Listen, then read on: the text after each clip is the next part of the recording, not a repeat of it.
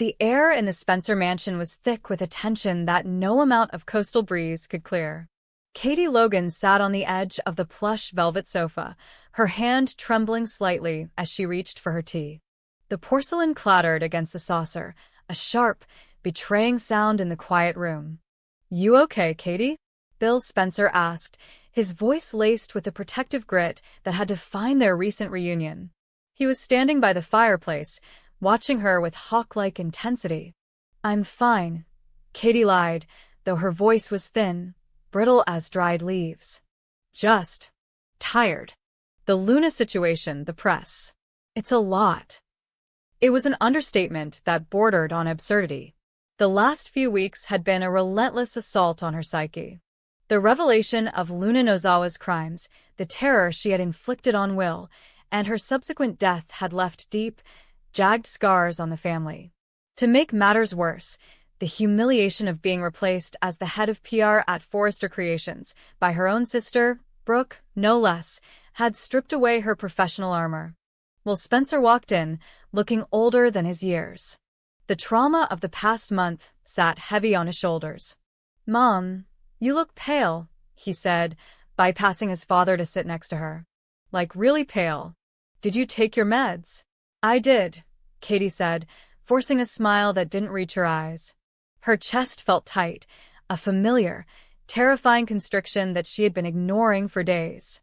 It started as a flutter, a skipped beat here and there, but now it felt like a fist was slowly closing around her heart. "I'm just going to rest my eyes for a minute." "Katie," Bill said, stepping closer, his instincts flaring. "You're sweating." "It's just warm in here," she gasped, her hand flying to her sternum. The room suddenly tilted. The high ceilings of the Spencer estate seemed to warp and stretch. The rhythmic thumping in her ears wasn't her heartbeat. It was the sound of silence rushing in to swallow her. "Mom," Will's voice rose in panic. Katie tried to stand, to prove them wrong, but her legs turned to water. The grayness in her vision turned to pitch black. She crumpled forward. "Katie," Bill roared, catching her just before she hit the floor. Her body was limp, her skin clammy and cold. "Call 911, Will. Now," Bill shouted, lowering her gently to the rug. He pressed 2 fingers to her neck. The pulse was there, but it was erratic, a terrified bird thrashing against a cage. "Stay with me, Katie. Don't you dare leave me. Not now." The waiting room at Cedars-Sinai Hospital was a purgatory of sterile white walls and hushed whispers. The Logan sisters, Brooke and Donna, had arrived within minutes of the call, their faces etched with the same terrified déjà vu. They had been here before. Too many times. Bill paced the corridor like a caged tiger, his knuckles white as he gripped his phone. Will sat with his head in his hands, Electra Forrester rubbing his back in silent comfort. "She was fine this morning," Will whispered, his voice cracking. "She said she was just tired." "She's a fighter, Will," Brooke said, though her eyes were red-rimmed. "She has Storm's heart. She's strong." The double doors swung open and Dr. John Finnegan stepped out. His expression was grim, lacking the usual reassuring bedside manner he reserved for family. "Finn." Bill was in his face instantly. "Talk to me." "She's stable but barely," Finn said, his voice low. "She's in the ICU. We've managed to stabilize her rhythm, but her ejection markers are through the roof. It's an acute cardiac crisis." "Rejection?" Donna gasped, clutching Brooke's hand. "But she's been fine for years. She takes her medication religiously." "It's not just rejection," Finn said, hesitating.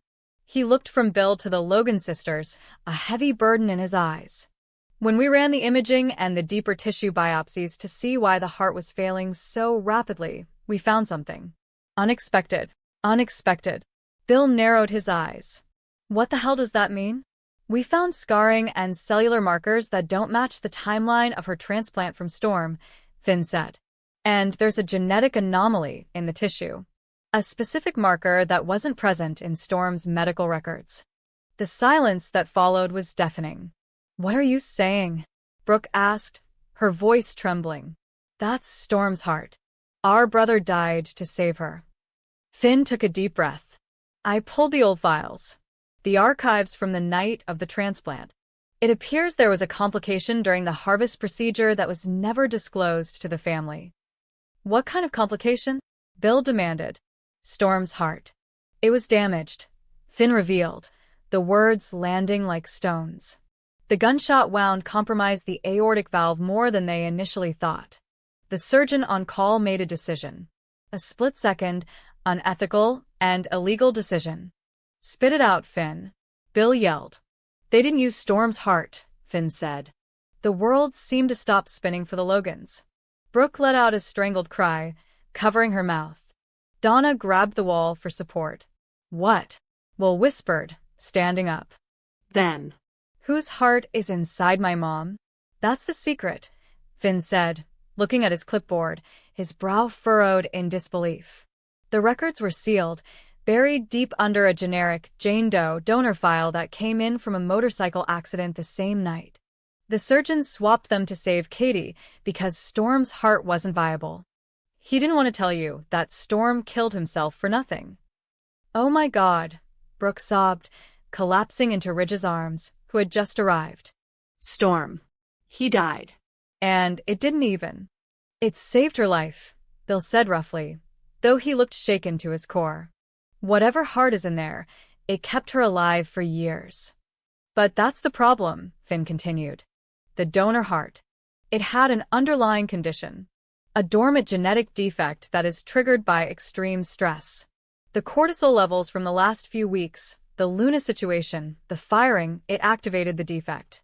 The heart is failing, Bill. Rapidly. So fix it, Bill commanded, tears welling in his eyes. Do another transplant. I'll buy the whole damn hospital if I have to. It's not that simple, Finn said softly. Because of the antibodies she's built up against this specific unknown donor, her immune system is hypersensitized. Finding a match was already hard. Now? It's going to be like finding a needle in a haystack of needles. Inside the ICU, the rhythmic beep of the monitor was the only sound. Katie looked small in the bed, tubes and wires snaking around her like a technological web. Her skin was translucent, the blue veins beneath visible and fragile. Bill sat by her side, holding her limp hand against his cheek. He felt a profound, crushing guilt. He had dragged her into the Luna mess. He had let her get stressed. He had failed to protect her. You have to fight, he whispered, his voice breaking. You hear me, Katie? You are the only good thing that has ever happened to this family. You are the conscience. We can't lose you. Katie's eyelids fluttered. She groaned, a low sound of pain. Bill, she rasped. I'm here, baby. I'm right here. I heard, she whispered, her eyes unfocused. I heard them talking. Bill froze. Katie, don't worry about that. It's not Storm, she said, a tear leaking from the corner of her eye. My brother. He died for me. And I don't even have his heart. He died to save you, Bill insisted, stroking her hair. And you are alive. That's all that matters to him. And that's all that matters to me. Who? She asked, her breath hitching. Who is inside me? We don't know, Bill said. But we're going to fix it. The door opened, and Will entered, his face wet with tears. He looked at his mother, then at his father. The dynamic had shifted. The secret of the heart had shattered the foundational myth of the Logan family, the ultimate sacrifice of the brother. Now, they were left with a stranger's failing organ and a legacy of medical deceit. Mom, Will choked out, grabbing her other hand. I love you. You have to stay. I'm trying, Will, Katie whispered, her grip weak. But I'm so tired. Suddenly, the monitor's rhythm changed. The steady beep accelerated into a chaotic drumroll. Bill. Katie gasped, her eyes widening in panic. I can't breathe. Nurse, Bill shouted, standing up and knocking the chair over. Finn. Get in here. The room swarmed with medical staff in seconds. Finn was barking orders, pushing Bill and Will back. She's going into V-fib. Charge the paddles. No, Will screamed, being held back by Ridge in the doorway. Mom. Bill watched in horror as Katie's body arched off the bed with the shock. The flatline tone whined, a high-pitched scream that cut through the room. Clear. Finn shouted again. Thump. Silence. Come on, Katie, Finn muttered, sweat beading on his forehead. Don't do this. On the third shock, a rhythm returned. Weak, thready, but there. Finn exhaled, looking at Bill. We bought her some time. But not much. We need a solution, and we need it now. In the hallway, the family had gathered. The news of the fake heart had spread among them. How could they lie to us? Donna wept. We mourned Storm. We found peace in the fact that he was living on in her. It was all a lie. The hospital was trying to protect you from the trauma, Ridge reasoned, though he looked disturbed. Storm's sacrifice was his intent. That hasn't changed. But the medical reality has, Finn said, stepping out of the room.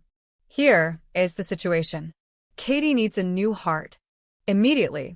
But because of the antibodies from this Jane Doe heart, her body will reject almost anything. Almost anything?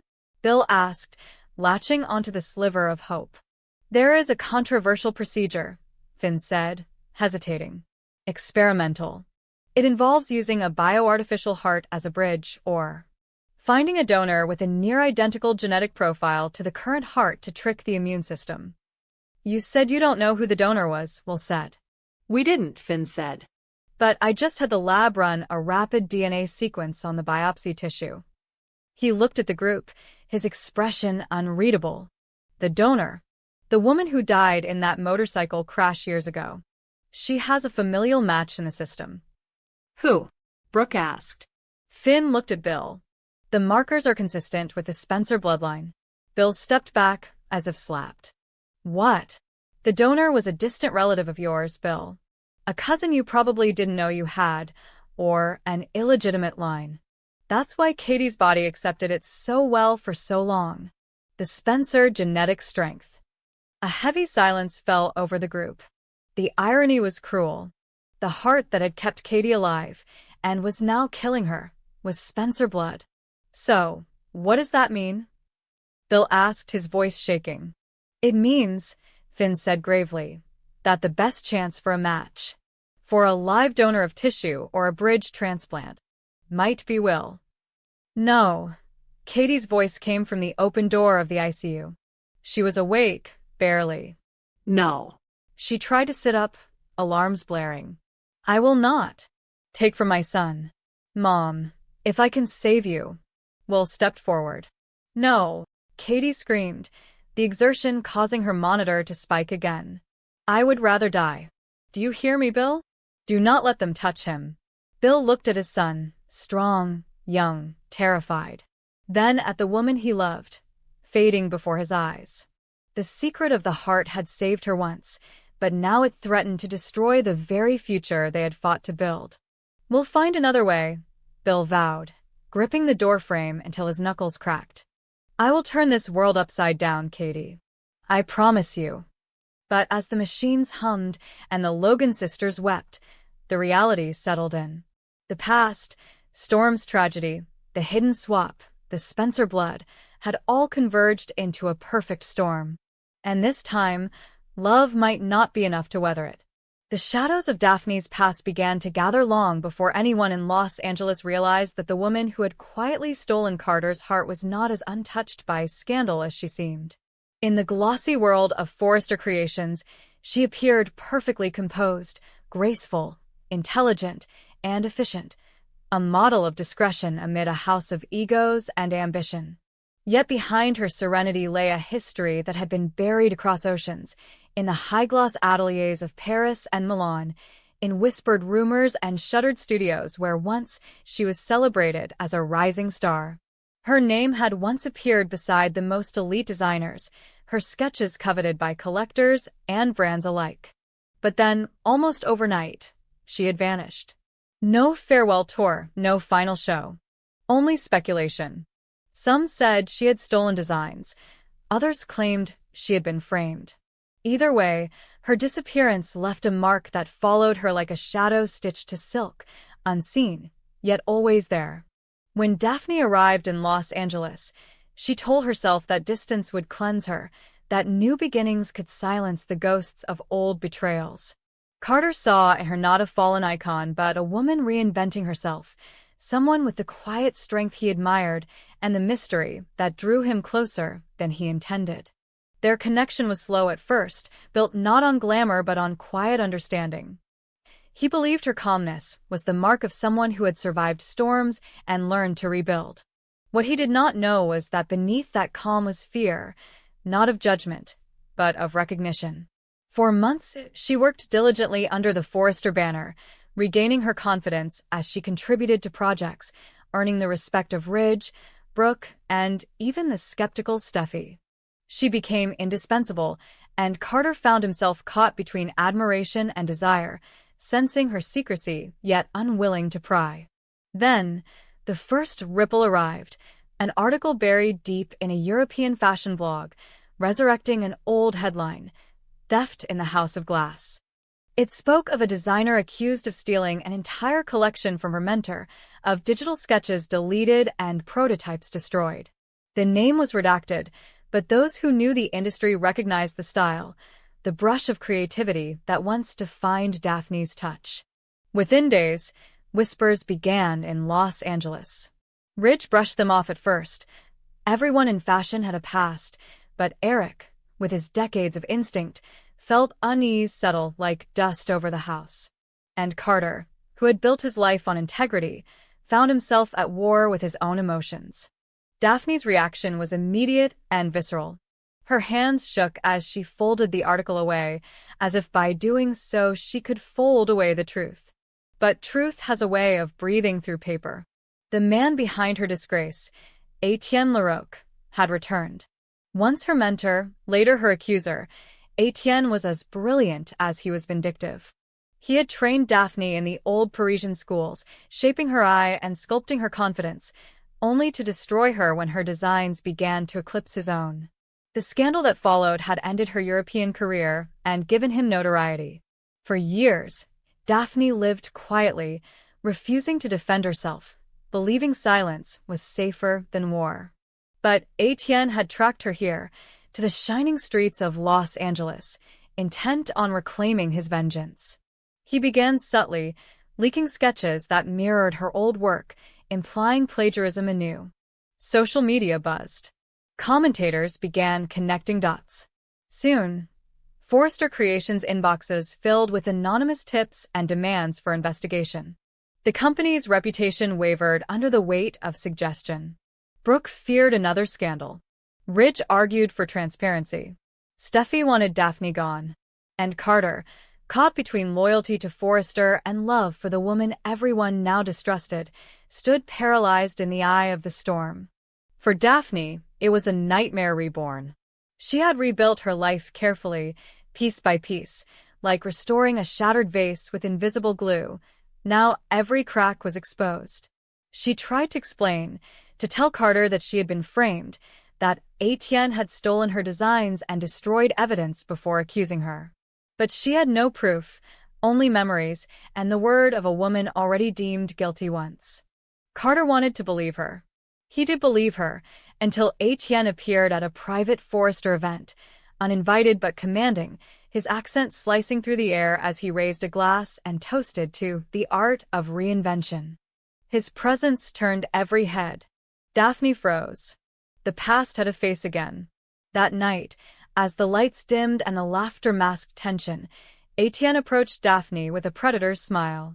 His words, though unheard by others, struck her like blows, reminders of files he claimed to possess, contracts that could ruin her anew, and photographs from the night the atelier burned. He promised he would finish what was started. Daphne left the event trembling, her world collapsing once more. Carter followed, but she said nothing. How could she explain a darkness that had already destroyed her once? The following days were agony. Forrester's legal team began quietly reviewing contracts, ensuring no liability could be traced back to the company. Ridge urged Carter to step aside emotionally, warning him not to let his affection cloud his duty. Brooke whispered that Daphne might have manipulated him. Even Hope, who had defended her creative spirit, began to distance herself. And still, Daphne came to work every day, her smile thin but steady, determined to prove her worth. Yet she could feel Etienne's eyes everywhere, in the corners of meetings, in the sudden leaks of confidential designs to rival brands. Someone inside was helping him. Someone close. Carter found himself sleepless, torn between instinct and reason. Every time he looked at Daphne, he saw both the woman he loved and the woman the world doubted. His mind returned to the night she had woken screaming from a dream, whispering a name he hadn't recognized then, Etienne. Now it all made sense. He wanted to protect her, but doing so could endanger the company he had sworn to defend. The board began pressuring him, questioning his impartiality. Ridge gave him a choice: step back from Daphne or risk his position. The ultimatum hit him like a strike to the chest. Meanwhile, Etienne escalated. He began sending anonymous messages to Daphne, claiming to have evidence that could clear her name at a price. Meet him, he said, and he would give her the files. Daphne hesitated, torn between fear and the desperate need to reclaim her truth. Carter discovered her plan and begged her not to go, but his pleas fell on silence. She went alone to a remote studio on the outskirts of Los Angeles, the same kind of dim, industrial space where her dreams had once been born. There, she found Etienne waiting, surrounded by fragments of their shared history, sketches, fabric samples, a burned prototype mannequin. He told her she owed him her career, her fame, her identity, and now he wanted what she still had left, her new life. The confrontation turned violent. In her panic, Daphne shoved him away, his head striking against the metal frame of a table. He fell, unconscious or worse. Horrified, she fled. The next morning, a story broke. Etienne Larocque hospitalized after an accident, and police investigating an unknown woman seen leaving the scene. Forrester Creations immediately became embroiled in scandal once again. Carter received a call from the police, followed by Ridge's demand for explanation. Daphne confessed everything to him privately, her voice shaking. She hadn't meant to hurt Etienne, only to stop him. But confession came with a cost. Carter now faced the choice he had tried to avoid. If he protected her, he would be accused of obstruction, risking everything he had built. If he turned her in, he would betray the woman who had trusted him when no one else would. His soul twisted under the weight of both love and duty. He remembered every promise he had made, to uphold justice, to honor the Forrester's legacy, to live with integrity, and now all of it blurred against the sight of Daphne crying in his arms, begging for understanding. He could not bear the thought of her behind bars, yet he also could not let Forrester fall because of one person's tragedy. That night, as the Los Angeles skyline pulsed with distant light, Carter stood in his office staring at a file that could destroy Daphne. Ridge had left it on his desk, copies of police statements, timelines, and photographs. It was enough to ensure her dismissal, enough to protect the company. All he had to do was sign the report confirming her suspension. He sat there for hours, pen trembling, memories replaying in his mind, her laughter, her fear, her resilience. Finally, he placed the pen down and left the office, choosing silence over betrayal. But silence too had a price. Days later, the scandal reached its climax. Etienne awoke, declaring himself a victim of Daphne's temperament, accusing her of years of deceit and violence. Public sympathy swung toward him. Investors threatened to pull funding. Forrester's press office burned with calls. Daphne was suspended pending investigation. Carter resigned voluntarily, claiming conflict of interest. The board accepted, relieved but sorrowful. When Daphne heard, she collapsed, not from guilt, but from the unbearable weight of someone sacrificing everything for her. Yet, even in disgrace, love persisted. Carter visited her one last time before she planned to leave Los Angeles. In the silence of her apartment, surrounded by half-packed boxes and unfinished sketches, they stood in the ruins of what could have been. He told her without words that he still believed her. She saw it in his eyes, that fierce, impossible faith that had once saved her soul. She kissed his hand, leaving behind the ring he had given her as a symbol of a love that could not survive the world they lived in. When Daphne boarded the plane back to Europe, she carried with her both exile and redemption. For somewhere deep inside her luggage was a USB drive, one Etienne had dropped that night in the studio, containing the original sketches and time-stamped data that proved her innocence. She did not yet know whether she would use it to clear her name or to disappear forever. In Los Angeles, Carter watched her plane vanish into the clouds, his heart split between what was just and what was human. Weeks later, a package arrived at Forrester Creations, addressed to Ridge but unsigned. Inside were the files that proved Daphne had never stolen a thing. Her work was hers. Etienne had fabricated everything. The revelation restored Forrester's reputation and reopened wounds that no apology could heal. Carter's resignation was reversed, but he declined to return. He had learned that truth was not a line between guilt and innocence, but a spectrum of survival.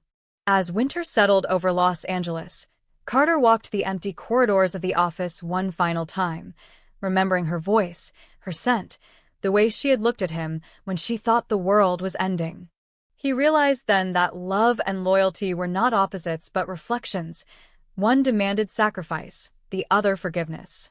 And though Daphne was gone, her presence lingered in every sketch, every whisper of fabric.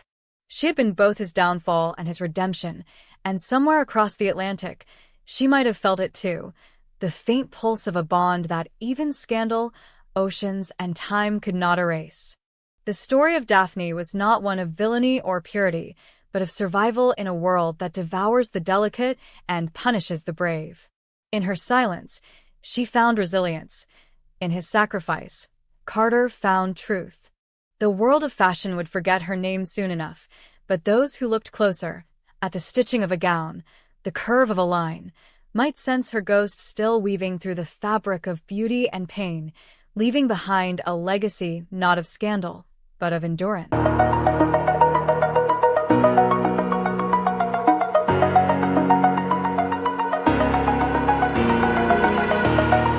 Oh.